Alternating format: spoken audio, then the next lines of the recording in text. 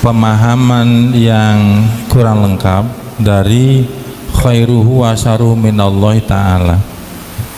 Apa pemahaman yang kurang lengkap, kurang sempurna, atau Buya yang kurang sempurna memberikan penjelasannya? Ini pertanyaan gini Buya, orang melakukan keburukan atau kejahatan, kemudian ketika ditegur, kenapa kamu melakukan itu? Kemudian orang itu akan menjawab, bahwa ini semua kehendak Tuhan, kehendak Allah. Jika Allah menghendaki baik, ya maka saya akan menjadi baik. Nah ini dua kemungkinan, khairu wa syarru minallahi ta'ala, ini tidak paham, atau Buya nerangkannya belum tuntas, maka Buya tuntaskan Buya. Iya. Kalau orang melakukan kejahatan di depan saya, kemudian saya tegur, dia marah gitu, alasannya saya ini kan ditentukan Tuhan, ini kan ketentuan Tuhan, maka orang itu saya tampar juga. Kalau dia menanya, kenapa Anda tampar saya? Disuruh Tuhan juga.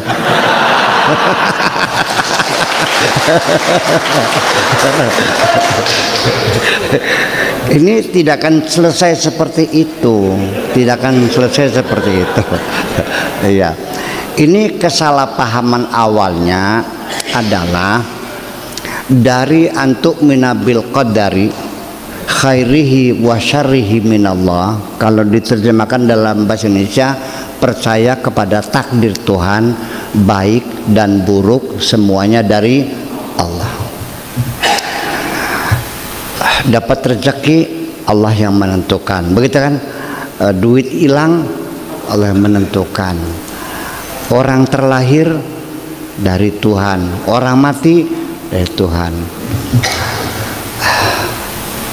Itu seperti itu. Sehingga lalu akhirnya ketika kita menerima takdir Tuhan, tetapi ketika kita berbuat itu included, termasuk dianggapnya. Jadi kalau kita berbuat baik memang sudah ada ketentuan orang baik, kalau kita orang beriman ya sudah ketentuan iman, kalau kita orang kafir ya ketentuan kafir. Ini begini, ini perlu saya jelaskan.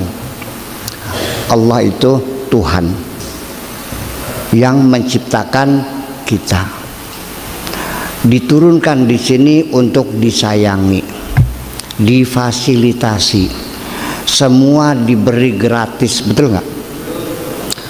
Sadar nggak Allah sangat sayang kepada kita, Allah sangat mencintai kita, dan semuanya diberikan untuk kita semuanya. Mana mungkin Allah itu berbuat jahat kepada kita? Bapak-bapak punya anak enggak? Sayang enggak? Oke. Kenapa anak bapak ketika minta uang untuk beli es, tetapi dia sedang batuk, dikasih enggak? Katanya sayang.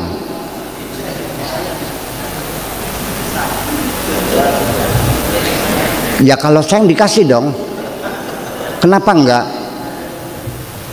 Maka kita juga harus mengatakan bahwa ketika Allah tidak mengabulkan doa kita, jangan katakan Allah medit, karena Allah tahu apa yang layak diberikan kepada kita. Itu saja. Malah justru ini ada satu hadis Nabi yang mananya begini, orang itu rezekinya lancar, badannya sehat, namanya disanjung-sanjung orang, tetapi orang itu lagi diazab oleh Allah. Di mana azabnya? Orang lagi diazab sama Allah, tapi dia tidak sadar diazab. Diazab oleh Allah karena mulutnya sudah tidak mau lagi menyebut Allah, kepalanya sudah tidak mau lagi menyungsep ke sini, sengaja dibiarkan. Wa namudduhum fi tughyanihim ya'mahun.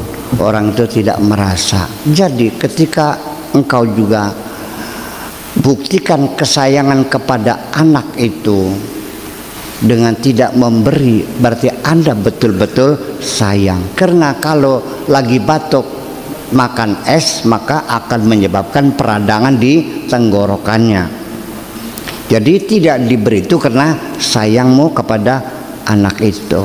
Tetapi ketika Anda itu anak ini sudah nakalnya nggak ketulungan dan Andanya lagi bad mood, daripada anak itu mecahin TV, ya kan, minta yes nyasek motor aja los terus bisa gitu, dia kasih juga kok, kesel sih los mana sih motor los, maka dia siapin tuh luat di keduk gitu. Nah itulah makanya sehingga tidak mungkin Allah berbuat buruk kepada kita. Jadi pengertian khairi wa syarri itu adalah bukan sudut pandangnya Allah, tapi sudut pandang kita manusia. Si anak kecil yang tidak dikasih uang merengek sampai nangis guling-guling nggak dikasih, dia mengatakan bapak medit, bapak tidak sayang. Kita juga sama kepada Allah begitu. Allah sayang kepada kamu, kamunya mengatakan Allah tidak sayang. Jadi baik dan buruk itu dalam persepsi kita. Coba Anda mau berangkat ke kantor, tiba-tiba motornya mogok. Ini nasib baik apa nasib buruk? Buruk. Anda baru tahu bahwa motor mogok tuh adalah untuk menyelamatkan Anda, karena di kantor Anda terjadi perampokan seperti BRI yang ada di Jatibarang tuh, di mana, di Patesan yang pernah dirampok tuh, di Bulak ya, yang di Bulak itu kepala BRI-nya kebetulan lagi di Bandung, ada suatu sehingga dia terlambat bisa pulang, nggak bisa pulang. Bayangkan kan gitu, dia kesel kenapa saya nggak bisa pulang terlambat. Ini banyak sekali begini, anak mati menurut Bapak ini khair apa syar? Syar menurut kamu kan? Kalau Nabi Khidir membongkar rahasia itu bahwa anak mau dimatiin karena nanti kalau besar akan menyiksa kamu, terima kasih enggak? Jadi praduga buruk kita kepada Allah itu adalah karena suudzon kita kok. Jadi baik dan buruk menurut persepsi kita. Allah mah nggak ada buruknya, baik semua dong, gimana lagi? Bapak baik semua, semuanya, apalagi itu uang 5.000, sawah juga dia kan buat sekolah kamu, betul nggak? Nah, si anak mengatakan bapaknya medit nggak? Karena nggak dikasih, bilangnya apa? Medit. Ya itulah kita. Jadi kalau kita masih belum paham Allah maha baik, berarti jiwa kita masih anak-anak semuanya itu. Jadi seharusnya bunyinya supaya jangan salah paham, antu'mina bil qadari khairihi wa khairihi wa khairihi wa khairihi minallah semuanya. Cocok nggak gitu? Ini sih Buya sangkut pautnya dengan kita melakukan maksiat, kemudian menyadarkan ya ini kehendak Allah. Ya. Itu begitu, itu yang jadi pertanyaan. Kita melakukan maksiat, keburukan. Wong ini kehendak Allah. Kalau Allah tidak menghendaki, nanti keburukan itu tidak pernah akan wujud juga sih. Surganya apa sih? Nggak bakal. Orang melakukan keburukan, tapi mengandalkan qada atau itu dari Allah. Jadi jawabannya demikian itu. Benar nggak? Bisa diterima nggak? Saya melakukan keburukan, kemudian ditegur orang, wah kamu kok gitu? Kita jawab, ya Tuhan menghendaki begini ya, jadi beginilah, begitulah kira-kira. Kalau orang itu percaya kepada qada dan qadar, nggak mungkin jahat kok.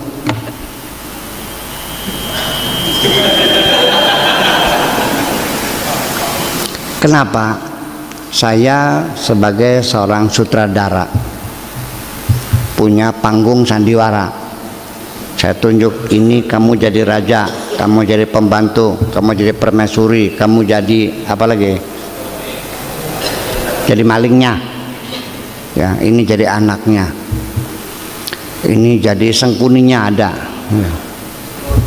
Ini semua harus bermain sesuai dengan perannya, betul nggak? Ketika si raja itu dalam skenario saya sesuai dengan sinopsis yang ada, dia itu raja yang galak, main tampar. Ternyata di panggung dia nggak mau nampar, berarti dia menyalahi skenario saya.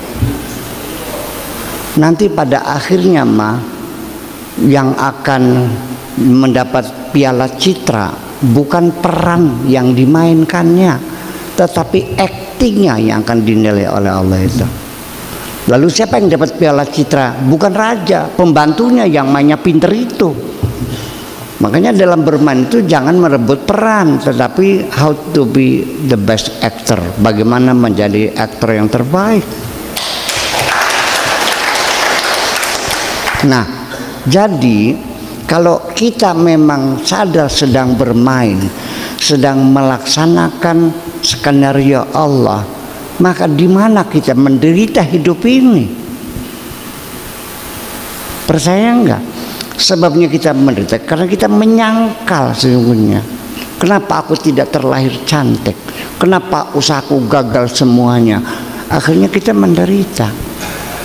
Nah, itulah makanya kita dalam beramal pun, dalam berkarya beramal, itu persoalan berhasil dan tidak berhasil, sukses atau tidak dinilai oleh Allah. Tapi bagaimana kita berproses, itu yang dinilai oleh Allah. Yang dinilai adalah etos kerja kita, semangat kita, disiplin waktu, bangun pagi, pulang sore, kehati-hatian, check and recheck, terus. Ya kan gitu. Itu yang akan dinilai, bukan berhasil.